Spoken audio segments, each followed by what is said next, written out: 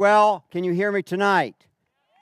All right, we got to get you hearing, and we're going to be all over the arena tonight, so you're good to stay where you are. And do we have any newcomers tonight that weren't here last night? Where? There we go, one. Well, hey, let's welcome it. There's a couple people. There we go. Let's welcome them. And whether you're coming for family camp for the first time or to the arena for the first time, I'm Lou. And I have so many good help here. I won't bother introducing them, but Daniel is my sidekick, and Jacob is in the arena tonight. And he brought the horse back from last night. How many of you were here last night and watched the horse ridden for the first time? Okay, that was Rex, that horse right there. I remember his name tonight, but I couldn't remember it last night. His name is Rex. And Eleanor owns the horse. Is Eleanor here tonight? There we go. Let's give her a hand for loaning us her horse. There we go. All right. I had not met her until after the program last night. So we've got some plans for Rex tonight and for Casanova, the horse you saw last night, my 3-year-old stallion. But tonight is special. Tonight deals with the number 5. All right? And we're dealing with a 5-letter word tonight. And it deals with the concept of 5. And we're dealing with something that is only visible when it's used. Tonight we're talking about the most significant secret sauce of your eternal success. And it has to do with number 5. Tonight,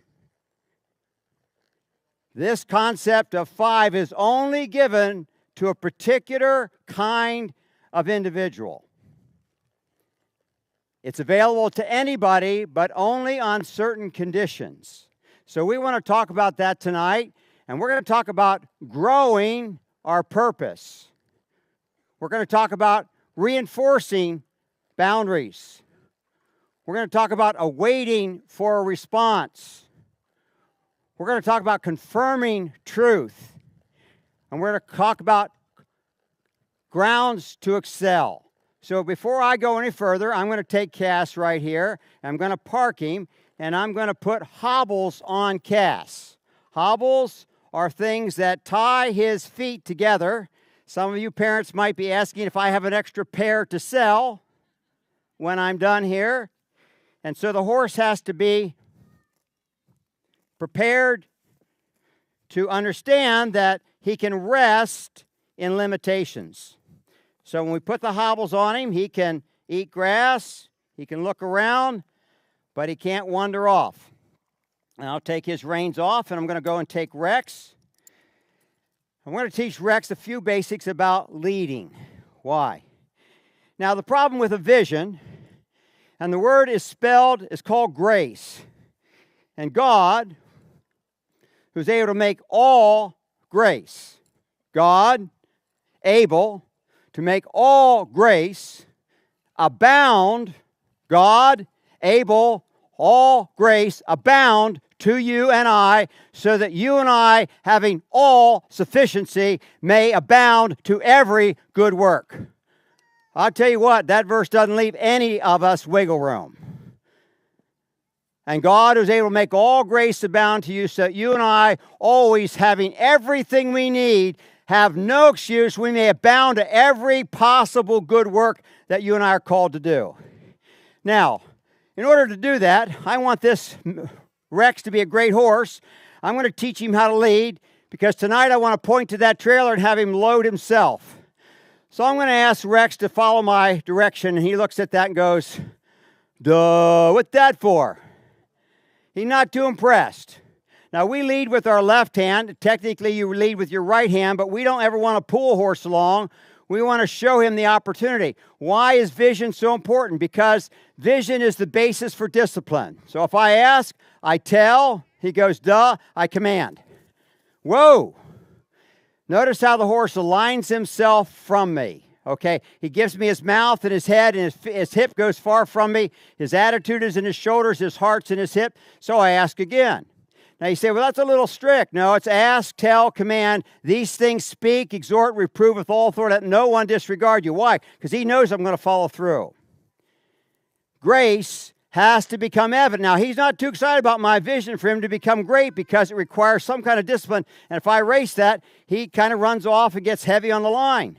He pulls on me, and he's getting worse. Remember, every time God gives you a vision, there will always be a resistance to that vision. Moses said, I stutter. Oh, and so I used the fence to stop him.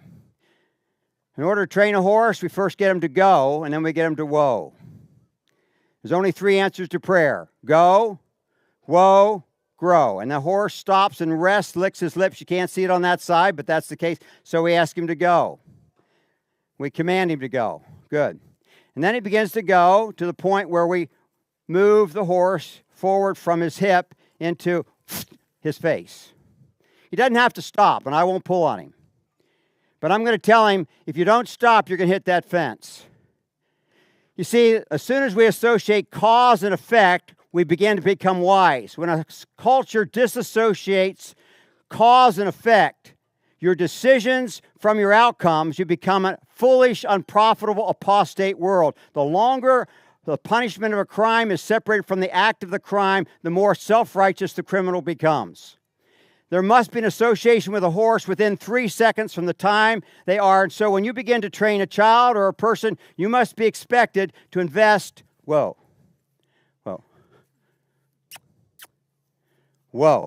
Good. Now, we don't stop the horse. We tip his nose to his right hind end because the only leg we want to stop is the one behind on the outside. So Rex thinks, well, that's a little funny. So we get him to move forward, and he begins to respond quietly. And now we're going to take him past the fence where he can run past me. Whoa. And he runs off. Why? Because there's no physical limitation. Now, tonight I'm going to be talking about the boundaries that you and I build for whoa. So I want to build 3 fences in this horse's life because fences create freedom. You watched it last night. So I'm going to bring this horse up to me and go, whoa. So you see a physical fence, you see a relational fence, you see a conscionable fence. Very good. So I'm going to take Rex over here and start to move and ask him now, because you see, the moment I ask him to do something great, he begins to see that he can't do it. Grace is never seen until it's used. Galatians 5:1 says, and seeing, the wrong reference, but it's in Galatians. Seeing the grace of God, it's chapter 2, they extended the hand of fellowship to the Apostle Paul. In other words, grace is visible. Grace is tangible. Grace is evident. But grace is the secret sauce that God gives secretly on certain conditions. So you notice as I put that plywood down that Rex says, man, we don't do plywood. So I'm going to bring him along the fence. Why? Alignment is key to authority. Whoa. Remember, you and I have an affinity. We have an alignment to the world, the flesh, the devil. God needs to unalign us so he can realign us. So I take the horse and I keep him between boundaries so that the horse might go forward, fences forward. The purpose of a limitation is to help us to find and search for the abundance. I did not say it last night, but I'll say it tonight. I'm sorry. I need to tell you this. I have some bad news for you. You and I are related. That should scare you about half to death, shouldn't it? From one man, God made all the nations of mankind, and you and I, as Bible believers, understand that. Having determined their appointed times and the boundaries of their habitations, that they should seek him and find him, though he is not far from any man. Last night I was 30 feet from this horse and he couldn't find me. And now I'm 3 feet and he's like, I'm scared. Okay? Now last night the reason the horse followed me around is because I met 2 primary needs in his life.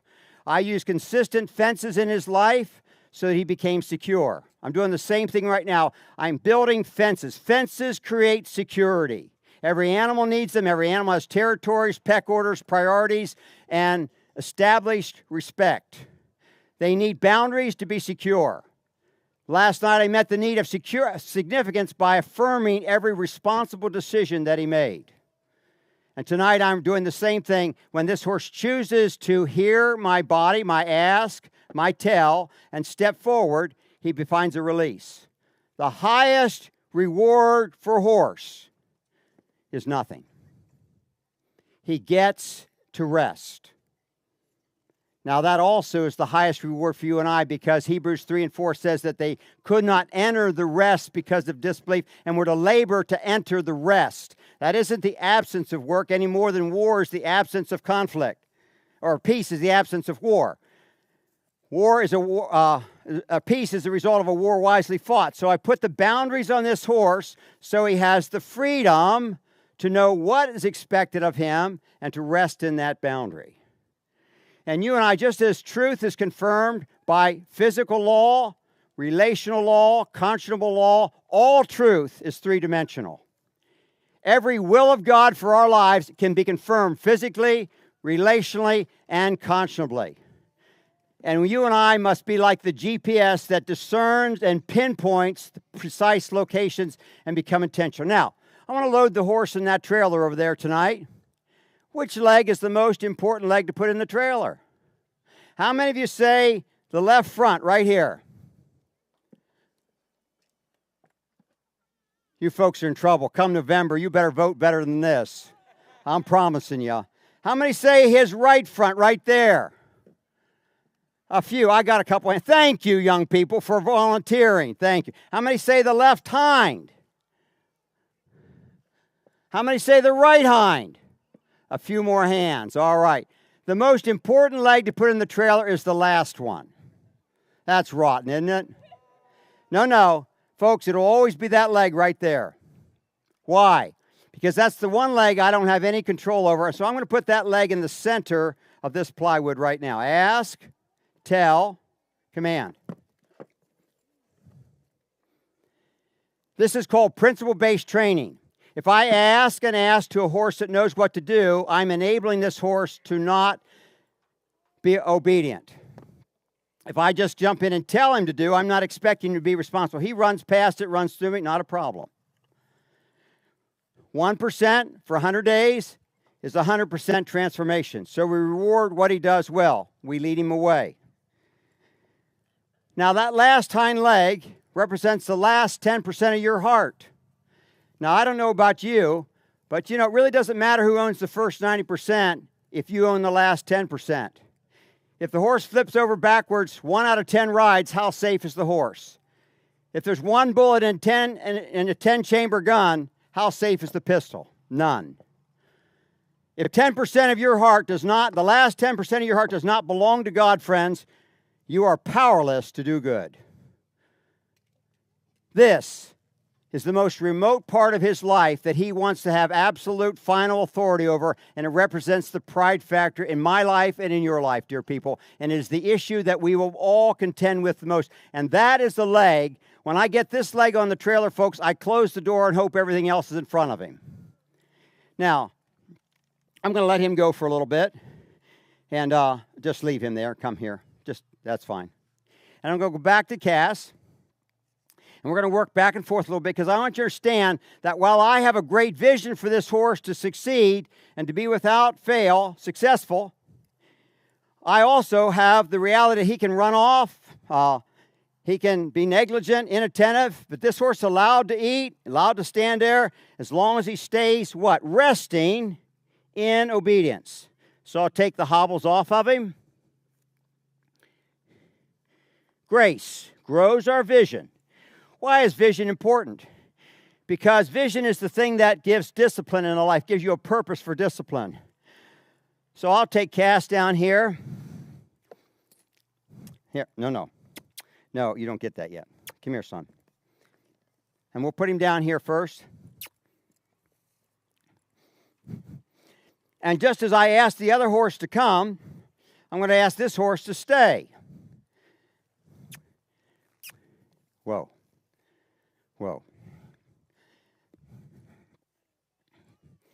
And he begins to read the signs and realize that in obedience, there's rest. And we use the whip to get him to come to us. Most of us think that a whip would draw a horse away from us. Depends on how the whip has been used. Whoa. You missed the mark. There you go, son. I'm going to leave him on this mark while we go back and put, I'll let you come here, and start to put Rex over a 4x4. Now, what am I doing is I'm building. Why? Because the more we move forward in layers and steps. First of all, the vision. We always start at the last chapter of the horse working without a bridle, the horse working without constraint, the horse working in obedience. But we build layer upon layer, line upon line, truth upon truth. So as the horse succeeds, whatever gets rewarded gets repeated, friends. People, when was the last time you had a free hour in your life and you said, I'm just going to go spend my next hour with the person I like the least in earth? I'm so mad at mom and dad, I'm going to go clean the garage for dad and clean up the kitchen for mom. The thought never enters your mind, does it? No. You always gravitate to pleasure. You never gravitate to pain. And that's why we gravitate to the law of sin and of death. So I'm going to take this 4x4 part right here and get Rex to step up on it. It's the same plywood that was, only this is 6 inches higher. And as soon as he steps up on it, I'm going to ask him to back off. And Rex doesn't get backing off. So I'll get him to back, and back, and back, and back, and back. You see the ask, tell, command? The hardest part of training a horse is, number one, defining the vision, declaring the steps, and submitting yourself to principle-based training so that you always are clear on the ask, you're confirmed on the tell, and you follow through with consequence and reward for the command. These things speak, exhort, reprove with all authority, let no one disregard. So watch the horse, I put him in a fence. Physical, relational, conscionable. And I gave him to step up and step back. Why? The wise man sees the evil and knows how and hides himself. The wicked man proceed and pay the penalty. This horse, whenever he's put in a difficult position, must always know how to get out of it. The Bible says there hath no temptation taken us, but such as is common to man. And God, who is faithful, will not allow you and I to be tempted beyond what we're able, but he will provide a way of escape. And sometimes the wisest escape to turn and run when you see it coming. And not wait and be a fool and get involved in it. The more you're involved in a sin, the harder it is to flee it. 1, 2, rest. We always await for the horse to rest. The rest is the reward that changed the horse. Exasperation for a horse or for a child is when you keep asking them without the rest. You frustrate them and tell them they can never achieve, never be good enough. So the thing that we do to solidify the truth is rest. Selah. Rest. Breathe. Know that you've done well. Why? It builds security in the horse that he knows he can please me. It builds significant knowing that he can honor us. And I ask him to step back again. Ask, tell. I could just hit him. But then again, I'm going to be left hitting him. That would be starting with command. So I jiggle, and I get that part of it. Now, I'm going to go up again. So these are called up-downs. Okay, 1, 2. We want 3.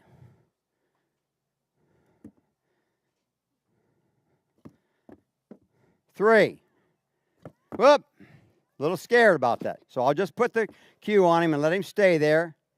He doesn't want to be in trouble first. Whoop, he jumps a little. Whoop, he jumps a little. Up we go, Drex. Up we go. Up we go. Whoop. He's afraid. He's upset. So what does he do? He violates the relational side of the boundary. You notice he didn't move into this fence. Because he believes in absolutes. Physical law hurts. Gravity hurts. But he violated the relational side. He didn't run over me yet. Because he can bite on his brothers and sisters. He can complain about the people he lives with. It's the weaker side. And so he chose to go and begin to put that fear and uncertainty in his life until he steps up there, and we'll let him rest. Good. Rest. Good boy, Rex. And before we step him off, we'll teach him to step back, back. Now he's got to learn to step down a blind alley, step off of that, step, whoop, and he wants to run forward. The running forward is called iniquity. Whoa. A horse evades pressure backward, sideways, and frontward. If you can stay away from a horse's front, side, or rear end, they're perfectly safe. Those are called sin, iniquity, and trespass. Sin is out the back door, reserving the right to be the final authority. Iniquity is out the front, setting ourselves above God, doing our own choices of living. Trespass are what we do to people. Now I'm going to put the third leg up. Try to just get a third leg without overstimulating him. Come on, Rex. One more. One more. Keep 3 on. See that? You know what that's called? That's called a dangling participle. Whoop. There we go. Up one more. There we go. Whoop. Whoa. Good. That's perfect. Why? I don't want the horse to do something for me. I want him to hear me and trust me and obey me. And now we'll get him to step all the way up, up, up, up. Whoop. Whoop. No, that's a long stride. Okay, we'll let him walk through it. Good. Okay. Not good. Not perfect, but it's good. Okay, and so he begins to get it. So we teach this horse how to move these realities up and down, to hear our voice, and we'll soon finish with him. We line him up first. Whoa. And then we send him up. We're going to put 4 legs on this now. 4 legs. Up, up, and up, up, whoop, whoop. Like a drunken sailor, I think. Okay, there we go.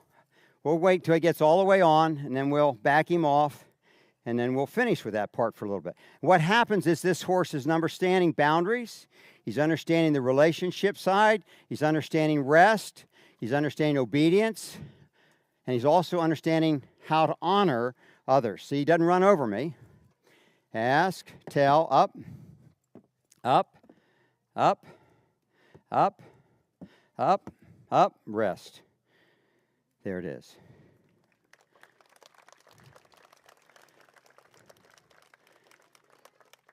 This is what trains the horse, not the cue stick. The cue stick makes him look for the reward. The only thing that ever changes a child, the only thing that ever changes a horse is not the punishment, it's the reward. So he looks for a release from the punishment. If that's the, in fact, step, back, down, back, step. Good deal. Okay. All right. Let me swap ponies with you a little bit and give him back to you.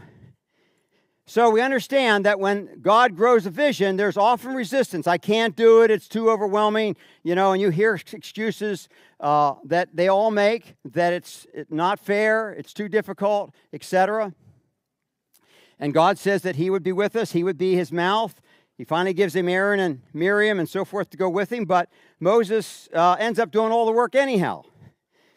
So we're going to take Cass, and we're going to go, instead of the 2x2, you can go down at that end if you will. We're going to put Cass up on the 2x2, not the 4x4. Why? Well, because even though he's bigger, when he was young, we taught him to get on this and to find his rest in high places. Well, when my boys, they were adopted boys, when they couldn't settle, couldn't rest, we had them come in before supper and learn to read and rest before. He has sliding shoes on, and they're a little slippery, so I'm going to let him step back off of that a second and put some dirt on that. Excuse me. Whoop, that didn't help. That was worse. That's like putting ball bearings on there. We parents mean well, but sometimes we don't do well. Okay, let's try that again. Up. Whoop, there we go. Up. Up. Up. Up. There we go.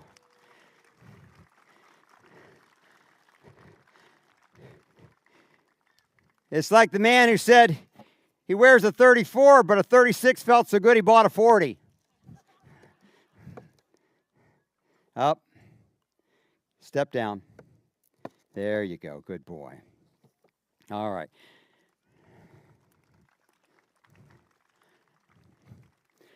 Now, I want to step out of this for a minute and talk about the grace that confirms truth. And I want to take you way back in this horse's life in a minute. And so what we're going to do is we're going to take the horse when he was young, a 2-year-old, a year ago, and we started to lead him with a leading rein. We had a different bridle on his back, on his mouth at the time, and when he obeyed with this, we taught him how to ride.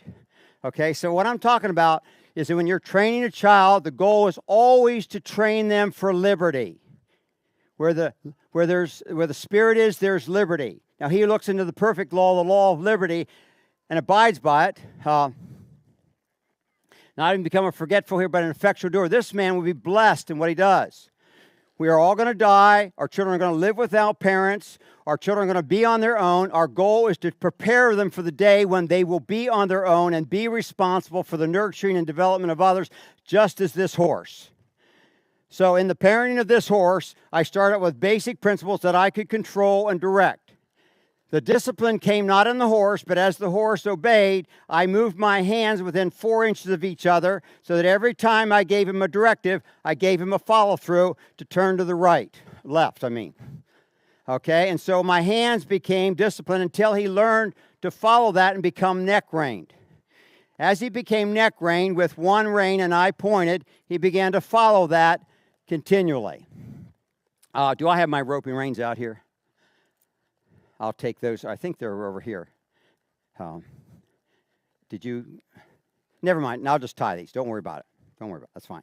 So after the horse became broke at the walk, trot, and canter, where I could put those reins on him and he would obey me, I knew that I could always obey. This horse would always obey me as long as I had a bridle on him.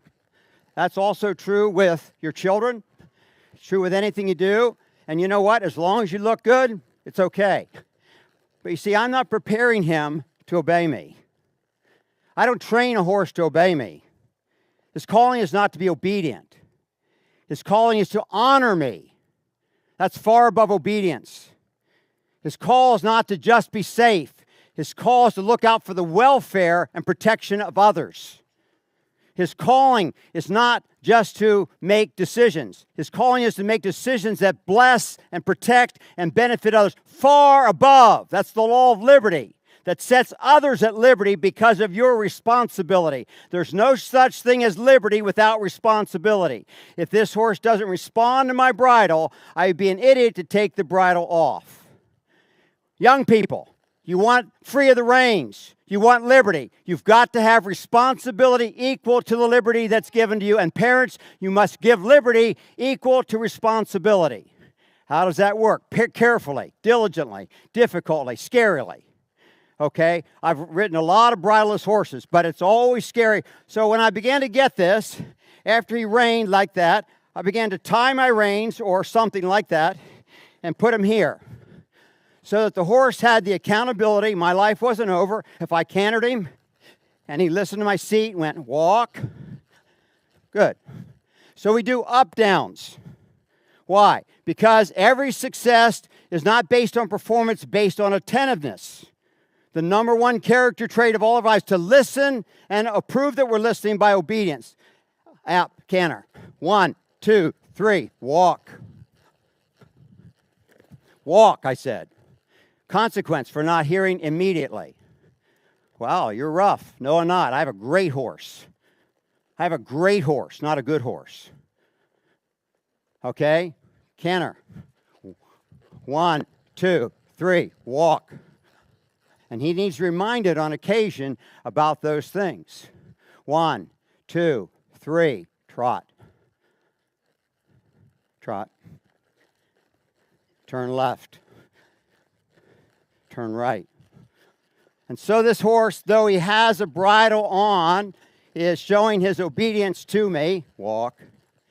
And so then I move as my horse owns, internalizes the truth that sets him free because it sets him responsible, and I see that his decisions are trustworthy, I reach down and take my reins off. Why? I still have a bridle. Now, age has nothing to do with this. This is as young a horse as you are going to get to do this. Age has nothing to do with responsibility and liberty. It has to do with internal maturity, responsibility to hear and obey. It's my job to reward obedience with reward. Privilege, responsibility, I'll be fine. So I take this same horse now that I don't have the control, but I have a landmark. I have a boat anchor I can throw out if I have to, and I ask the horse to trot to the right, trot. And I look to the right. He begins to follow my eyes. He begins to move accordingly. I'll ask him to walk straight. And I'll ask him to go to the left. And I'll ask him to canter to the left. Hey, no, wrong lead. He paid attention, but he had the wrong spirit in what he did. So he was a little that way. So I'll circle to the left. Walk. Good, thank you. Whoa, that's good. So there'll be a day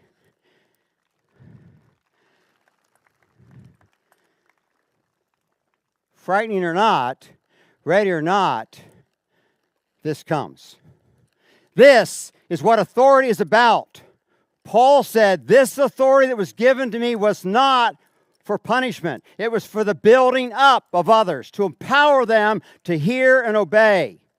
Remember I said last night, 21% driving, 42 times drawing.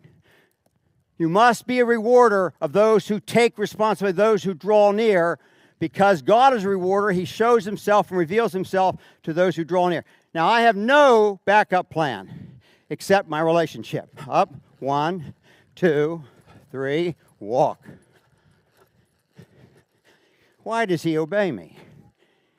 Because he trusts me in obedience. Whoa.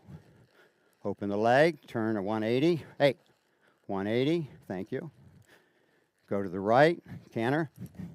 Thank you. Thank you. Walk. Thank you. Good colt.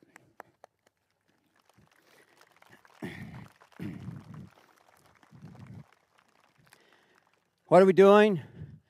We're confirming truth. Truth is not dogma. Truth is not doctrine. Truth is the concept, the character, the Word of God when it's obeyed. You can know about truth, but it doesn't make you free because you're not acting in accordance with truth. Truth requires responsibility, and that's why it sets you free. Truth that's unheard, truth that's rejected, truth that's suppressed does not set you free, friends. It makes you more bondage than you were before. And when you become religious and you suppress the truth, you're more a slave of wickedness than when you started. Truth has to be obeyed to set you free. Now I'm going to set this colt here, because I'm going to come in here and hold this colt, please. One of you guys. There you go. Oh. So, we've watched him grow a vision. From the time that he led by example. I just grabbed that. No. To the point where he was reinforced. He was reminded of truth and the benefit of being accountable to truth. He rested in that obedience. He was confirmed. Every time he made a responsible decision, he was released. So I'm going to take my colt now, Rex. I'm going to take him to that trailer. I'm going to teach him how to apply his truth to loading in a trailer. So, first of all, every trailer loading problem has nothing to do with the trailer, it has to do with a leading issue. So now you begin to realize that I lead Rex not from the front end, but from the back end. That I'm interested in loading his hind end, not his front end. So I point to Rex where he should go, and I encourage him on the backside, and I say, whoa. If Rex doesn't stop, not my problem. I don't stop horses. I don't control people. I don't change behaviors. I control me, and I make the boundary on me. So he can make it. There he goes. To make a decision. He walks through me. Fine. Rex does not have to stop. He can live with the consequences of selfish decisions. He can walk through it. My job is to be consistent with rewarding and recognizing his decision and mirroring and reflecting it back to him so that when he makes a responsible choice, he enters into a rest. The rest is the most important part of training any person. Why? It's the highest reward in the land, peace in your spirit. Now, you can give treats. You can give other things. They are less of a reward, but they help the horse to recognize his act of obedience. So I take the horse, and I'm going to stop him about now, ask him again, whoa. And he chooses to hear. Yesterday was a lot about attentiveness. He chooses to hear. You know that your hearing is connected to a computer in heaven, and everything you've heard is already recorded. Your eyes are connected to a computer in heaven. What you heard and acted upon and what you heard and did not act upon will be measured in heaven. Now, I'm going to bring him to the trailer, and I'm just going to let him smell it. I don't want him in it. So as soon as he chooses to enter in emotionally with his nose, I back him off. Back. I don't want him loading in the trailer. I want him listening to my voice. Whoa. God doesn't want you to do anything for him. So you see, hearing is the first true sign of humility. God is opposed to the proud, but he gives grace to the humble. God never gives grace except to the humble. Grace is a 5-letter word, 5 pillars between the holy place and the Holy of Holies. Why? Because it feels like it's all of the horse. It looks like it's all of the trainer. It feels like it's all of you, your calluses, your lost sleep, your concerns, your sweaty palms. Up one, up one, up one, up one, up one, up one, up one, up one, up one, up one, up one. Whoa. He went up 2. That's fine. Not a problem. He must always know that there's a way of escape. Up 1. Whoa, that's enough. Up 1 and rest. Up 1 and rest. Up 1 and rest. Whoa, whoa, whoa. Up 1 and rest. Up. Ho. Up 1. Ho. Ho. Good. Rest.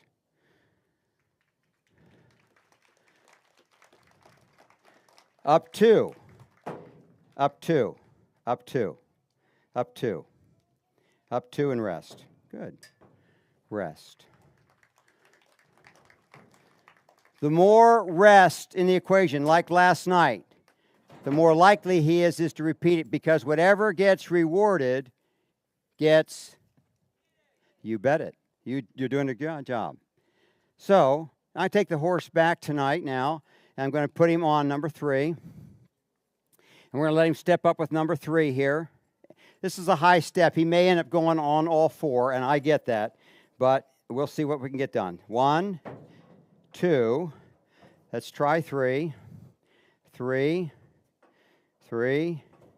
Good colt. 3. 3. 3. Oh, that's hard to get up there. 3. 3. Oh, he's going to put the other one in first. Oh, there. Oh, not yet. 3, 3, 3.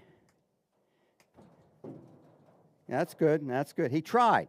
So I'm going to let him back off. Well, that wasn't. No, it doesn't matter what it wasn't, friends. Remember, we reward effort. Why? Because whatever gets rewarded, it does.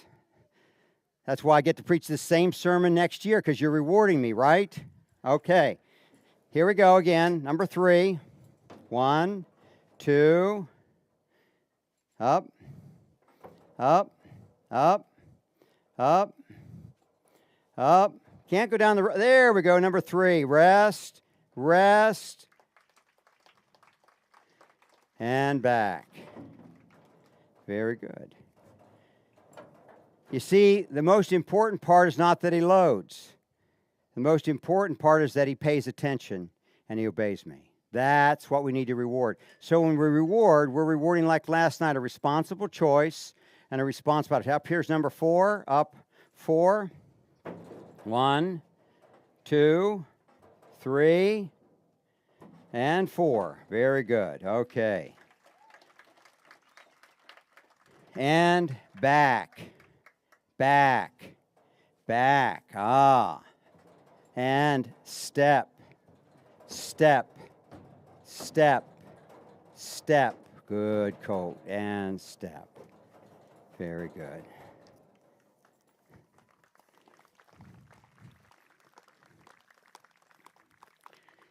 One more thing for you tonight, because when we get truth, where the horse caught the vision, stayed within the restraints, awaited the response, and rested, was confirmed every step that he took in truth. It set him free, gave him confidence.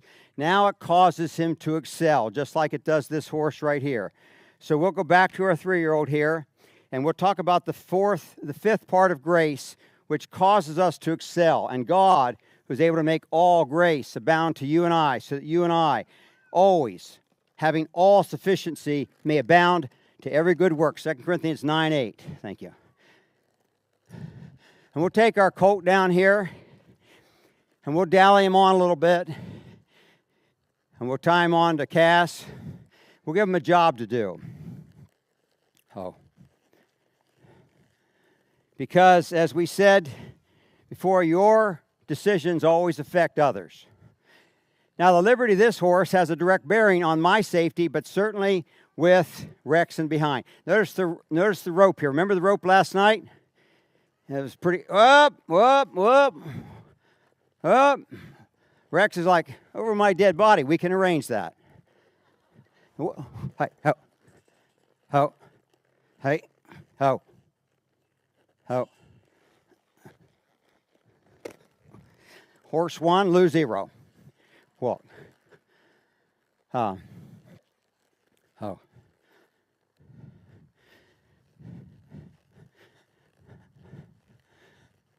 Knowing my luck, he'll go loading that trailer and call the program over. Ho. Ho. Ho. Ho. Ho.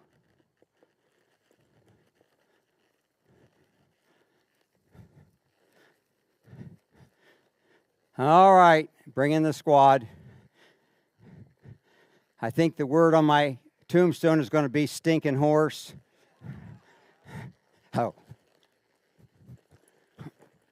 Ho.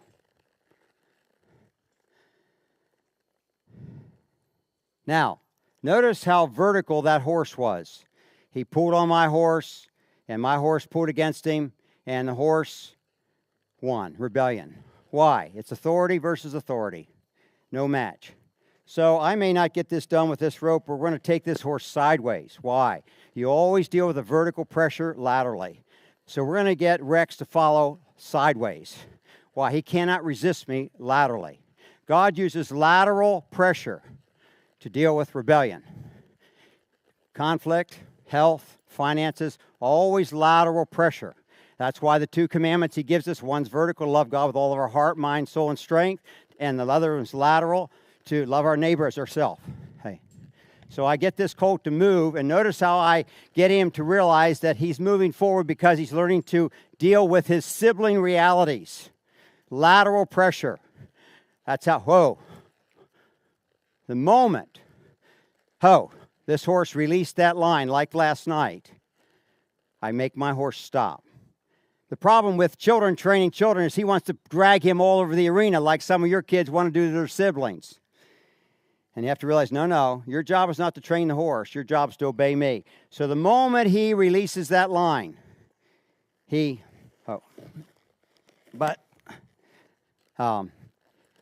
me a longer rope, bring me a breast collar, bring me a bridle, and roping reins. Now, I got a little problem. Horse 2, lose 0. This is not going well. Now, you notice that we were doing fine until we got to a certain reality. What is that? Causing him to obey, moving forward, honoring others. No grace, no power, no desire. Why? Because there's still a rebellious streak in this young horse, and he's not going to be told by some stinking horse his age what to do. We have those problems, don't we? So I'm going to get this horse bridled up a little bit, give him a little more accountability, and help him to achieve what he may need to do, because he may go back to reacting. And my goal is not to train that horse. My goal is to keep this horse in alignment with me and obedient to me so that he can have the greatest impact on that horse. Thank you. There you go. That's good. That's how to do it. And so, over the head. So he doesn't pull the saddle off. I'll cut underneath there, guys. We're going to make sure our saddle stays good, and we're going to give the colt a little run for his money. He wants to fight. We're going to give him a chance. But we need a little more ammo in our plan. Okay? And my colt, it won't hurt him to have opposition. Did you undo it underneath? Bridle. And don't you love me, guys? Now, he can do this without a bridle, has done it many times, except for the fact that he needs a little more accountability for my safety, his safety, etc. Come along that side. Yeah. There you go. Get the other ear. All right, now you can put those reins on it right there. There we go. Now, what am I doing? Here's a horse that is a young horse. He's a great horse, but he's going to have a little bit of a battle, so I need to beef up the arsenal. So I'm going to get a little longer line so I don't get as many rope burns. I'm going to change halters. No, I'm fine. No, yeah, it might be good. And we're going to work with this colt. Why? This colt's a great colt. But you see, suddenly along the line, he decided, I don't want more of that grace. I want to do my own thing. So we're going to take the colt this way, and we're going to be a little rougher with him and ask him to go sideways until he starts to give a little better than he has. And you're going to see a lot more snot in Mr. Rex than you did before. And I'm going to pull him and push on him until he breaks loose a little bit and gives a... See the stomping of his front feet? See the pouting condition of this colt? Watch his front feet. He's going to throw a little temper tantrum.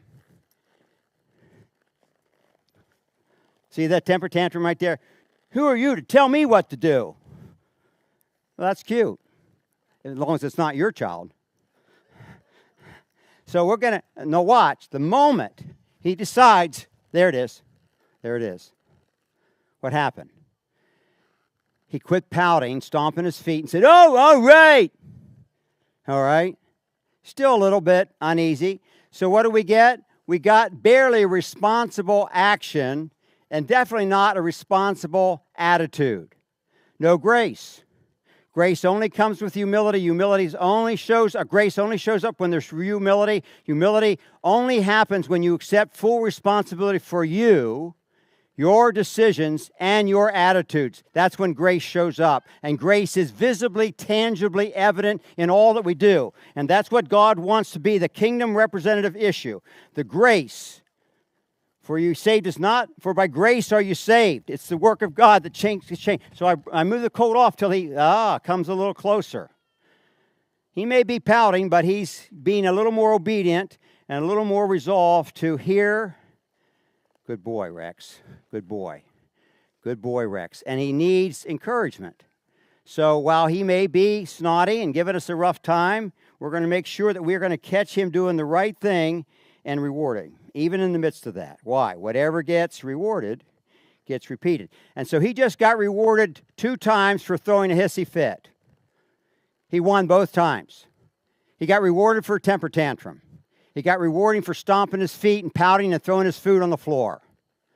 That's fair enough. You want to fight, kid? We're in for it, okay? Now, so what do? We work this colt until he gets laterally soft. We make him aware of others until he starts to move forward. There, that's it. What is that? That's when you decide to divide the peas into 2 spoonfuls and not wait till midnight to win. Compromise. Why? Whatever gets rewarded. And so when he takes responsibility and you navigate or negotiate the outcome, you minimize as long as he begins to take responsibility. Whoa. Why? Because liberty, which is contagious, begins to manifest itself in the horse. So I began to move forward. He's still pouting. See his face? Only this time I got more rope. So we're going to do this. We're going to pull that sorry sucker off his base. He didn't win. He got a moment of reprieve, a little more line on his fish hook.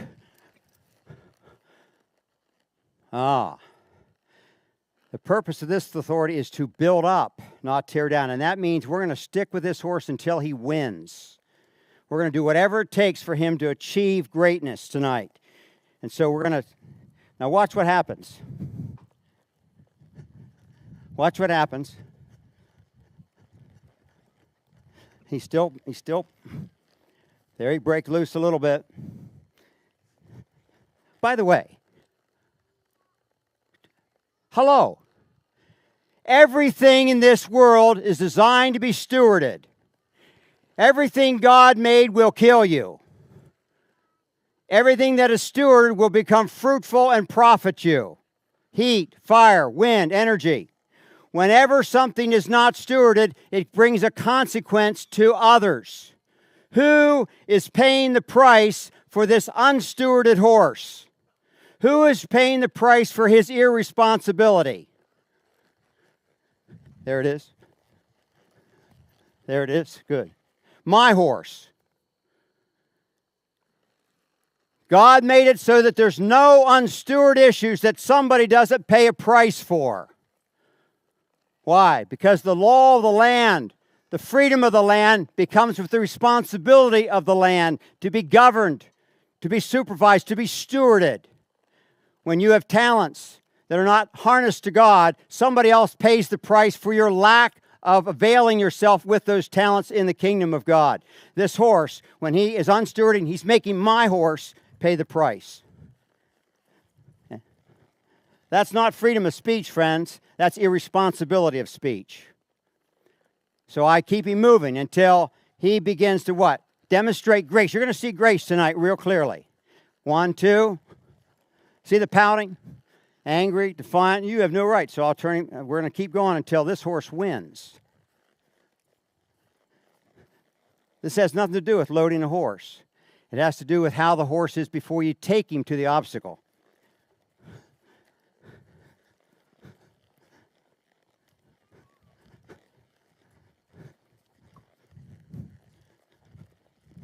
Look at those front feet. You know what you look like when you pout? Right there's a picture, folks. That's how pretty you are. It doesn't look so good. I love to pout, by the way. Don't get me wrong. It just doesn't do me any good. Believe me, feeling sorry for yourself just as ought to be that way. It just doesn't do you any good. See, behind all that pouting, there's a lot of anger and selfishness, isn't there? It has nothing to do with loading. It has nothing to do with who's telling you what to do. It's the fact that you have a lot more selfishness in you than you care to know. And when push comes to shove and you're asked to do something that's difficult, there's a lot more of that comes out. God never uses a perfect person to help you grow. So we're going to let him trot along here and see if he gets it. There it is. Walk. See it? No, you just pretended you saw it. See him move off to a trot? What's the purpose of grace? To give willingly and cheerfully. Watch it happen, folks. For it is God who's at work in you both to will and to work for his good pleasure. Hello. It's me who is at work for his will and good pleasure. Right here it is, folks. Right there it is. Get up here. Come up, Rex.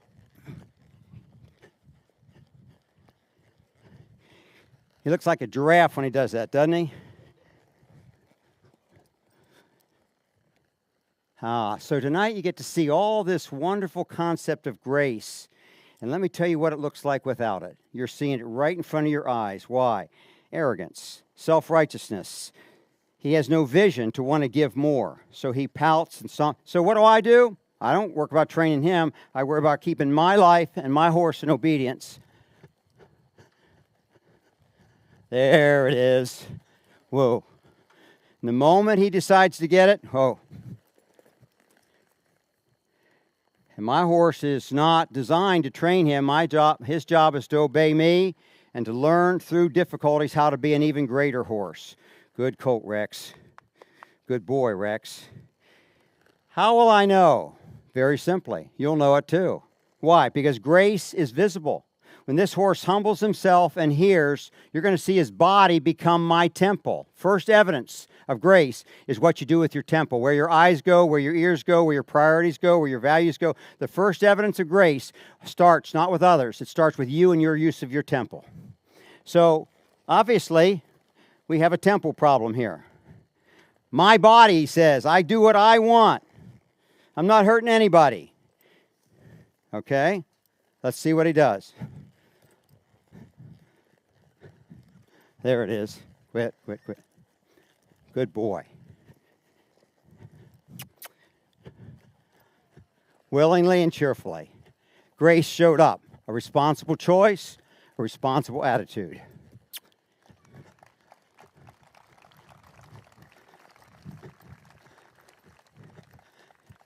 Remember this. My horse is going to have to go home tonight and forgive Rex.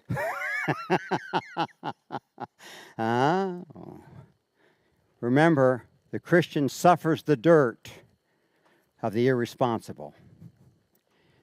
You have a shorter lead rope? Doesn't matter. What's the benefit of all that? Watch this. When I show him that trailer, he's like, yes, I would gladly get out of here. Hey, where are you? Hey, you rascal. Well, it doesn't always go this well. That's all right. Rex, get over here, buddy. There we go. Ho. There we go. Ho. Up. Up. Up. Up. Up. Up. There's your horse.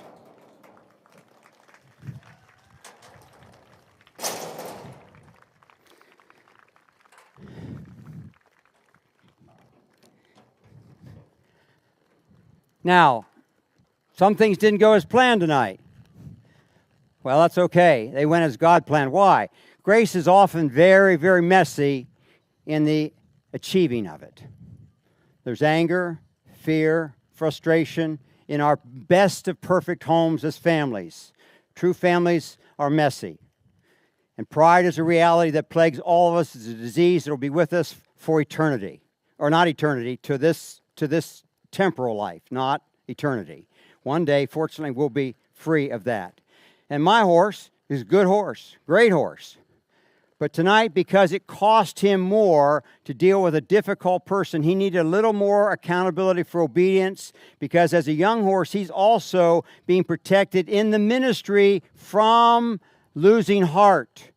Many of you have been around ministry and religious factors so much you want nothing to do with it, friends.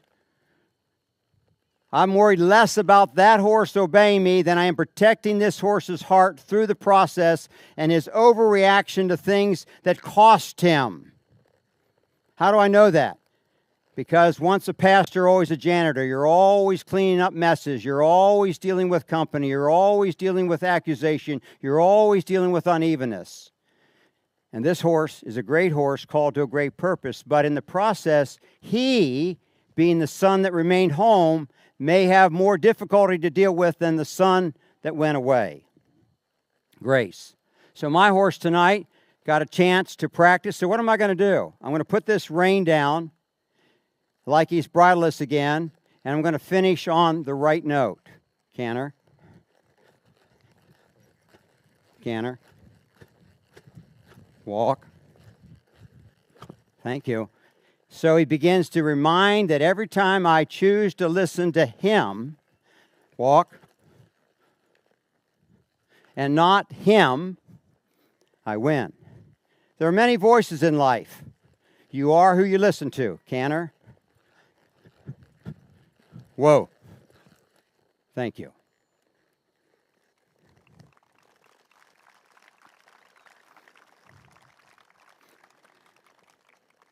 Grace. Whatever it is, friends, it's enough. And God, who's able to make all grace abound to you and I, so that you and I always, having all sufficiency, may abound to every good work. No excuses, no slop. Humble yourself. Do the right thing before God in the right spirit.